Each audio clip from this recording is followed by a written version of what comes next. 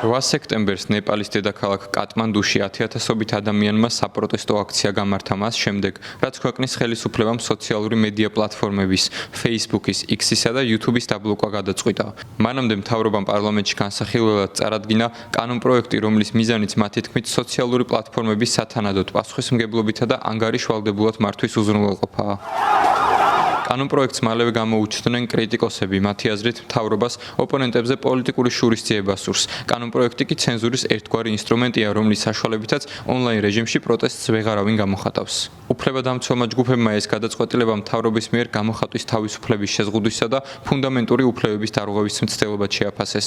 მომიტინგეები ქვეყნის პარლამენტის შენობის ალყაში მოქცევას შეეცადნენ. სპეციალური დანიშნულების რაზმებს ცრემლსადენი გაზისა და წყლის ჭავლის გამოყენებით მათი დაშლა სურდათ, თუმცა აქციის მასშტაბურობა გამო მათ უკან დახევა და პარლამენტის შენობისთვის თავის შეფარება მოუწიათ.